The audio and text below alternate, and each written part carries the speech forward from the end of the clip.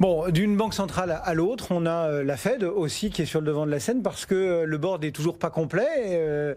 Donald Trump avait bien du mal à trouver ses poulains et il nous en a décoté deux nouveaux, dont une notamment qui est plus que colombe, a priori. Alors, elle est très colombe et en plus de ça, on va dire c'est une bonne connaisseuse de l'or, comme l'était d'ailleurs Alan Greenspan, qui avait écrit des ouvrages remarquables sur le fait que l'or était la seule vraie monnaie, que tout le reste n'était que de la dette. Et on va se retrouver avec quelqu'un qui considère probablement que l'or a un rôle à jouer dans le mix de la banque centrale. D'autant plus, il est au son bas. D'autant plus s'il est au son bas ou de plus en plus négatif. Alors après, il va falloir qu'on s'interroge effectivement sur les conséquences de taux négatifs, ce qui ne sera pas du tout la problématique de cette nouvelle colombe de la Fed, puisque là, aux États-Unis, il y a encore de la marge pour réduire les taux directeurs. Pas une grosse marge néanmoins en cas de crise, ça c'est sûr.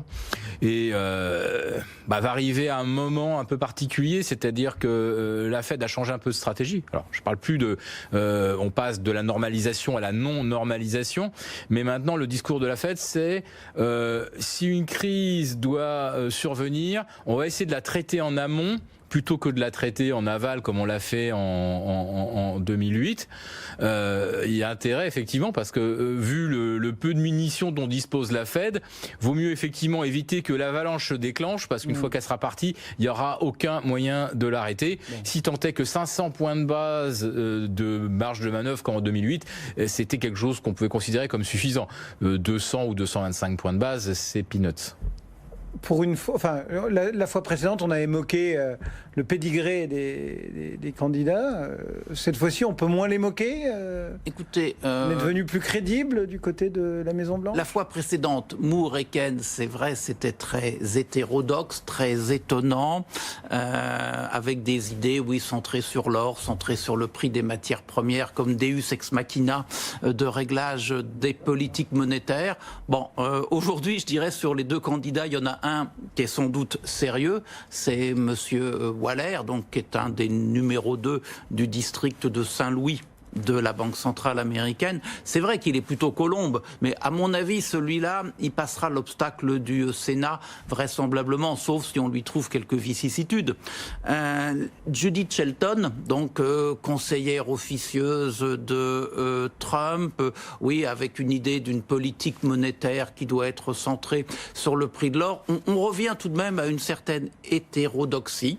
Je pense que ça aura quand même un peu de mal à passer le Sénat. Donc moi, je ne jurerai pas qu'elle siégera un jour au board de la Banque centrale. Dans tous les cas, on voit bien, une fois encore, le message envoyé par Trump à la Banque centrale, je veux des taux d'intérêt plus bas. Et donc, il déploie ses efforts dans cette direction.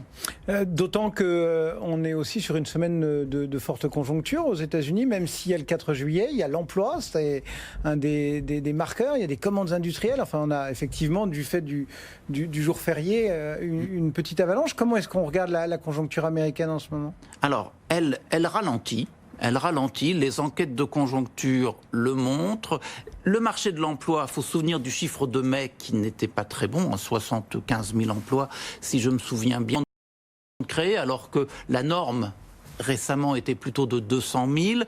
Les ménages envoyaient le message: tiens, il est plus compliqué de trouver un emploi que précédemment, et leur confiance d'ailleurs baissait. Bref, il y a un environnement qui est moins bon. Alors comme tout est compliqué, évidemment, on s'était préparé à un deuxième trimestre très médiocre en termes de croissance aux États-Unis. Ça sera un peu moins médiocre. Et la question est, est-ce que le troisième trimestre va être médiocre ou pas ? Fondamentalement, je crois que l'incertitude pèse sur la croissance et l'incertitude, pour le moment, est là pour durer. Donc il faut plutôt se préparer à des chiffres moyens. Des chiffres moyens. Votre vision, vous, de ce pan de l'économie mondiale, qui est importante au moment où on enterre un peu la hache de guerre avec la Chine, momentanément sans doute, mais... Oui. Provisoirement, parce que je pense que les enjeux qui ont déjà été longuement commentés ici fait que on aura forcément à un moment ou un autre un nouveau point d'achoppement qui pourra être géopolitique sur la mer de Chine, sur Taïwan, et puis bien sûr technologique dans la mesure où la Chine a le lead sur certains pans de la recherche moléculaire, biotech, etc. Et bien sûr sur les émetteurs ondes courtes, on le voit avec l'affaire Huawei. Pour l'instant, il n'y a pas de véritable rival crédible aux États-Unis. Et la Chine tente de s'imposer dans plein de domaines, y compris l'aérospatial. Et la Chine n'a pas fini de monter en puissance, et donc les États-Unis n'ont pas fini de lutter pour préserver leur suprématie. Alors après, il y a la question économique. Est-ce que la croissance chinoise aujourd'hui, elle est de 6,2 comme c'est avancé officiellement, ou est-ce qu'on est plutôt, c'est décrété, ou est-ce qu'on est plutôt autour de 3,5 à 4? Est-ce que la Chine arrive encore à absorber les chômeurs? Enfin, il y a des enjeux de stabilité sociale en Chine qu'il n'y a pas encore aujourd'hui aux États-Unis. Et on se demande si un jour il pourrait y en avoir, parce qu'en fait depuis 2009, on s'aperçoit que la population active n'a pas progressé, oui, en dépit de statistiques ronflantes de création d'emplois et d'un taux de chômage totalement artificiel. Et les Chinois sont confrontés, comme les Américains, comme les Occidentaux, au vieillissement de leur population et à l'explosion du nombre de retraités aussi.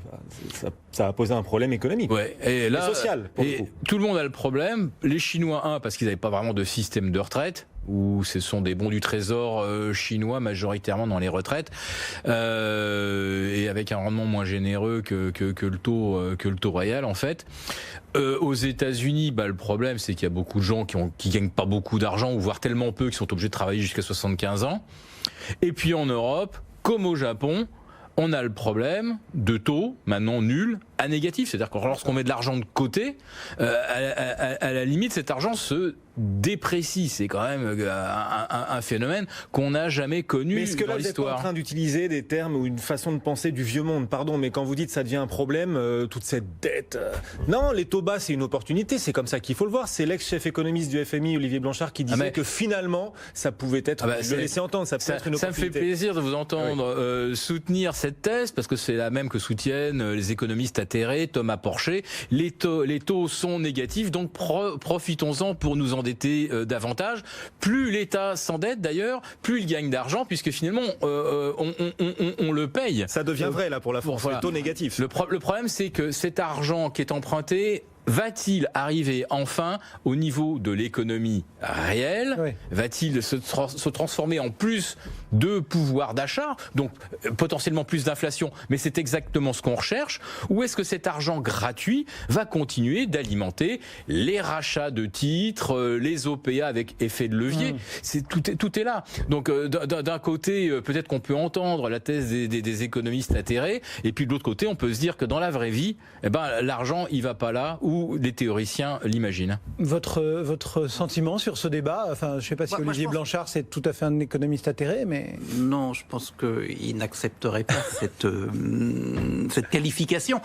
Moi, que l'on dise les taux d'intérêt bas sont une opportunité pour faire des investissements qui conduiront demain à plus de croissance, ça évidemment on l'entend bien, mais on voit bien qu'on a un certain nombre d'exemples, en commençant par notre pays, où la dépense publique n'est pas significative de plus de croissance demain. Donc en fait, on peut partir de ce constat qui est une évidence, les taux d'intérêt sont très bas. Maintenant, c'est le que faire et tout le doigté qu'il y a dans le que faire. Est-ce que on a toujours dans la sphère publique une vraie capacité à sélectionner correctement les dépenses pour que ça marche, qu'on ait plus de croissance demain?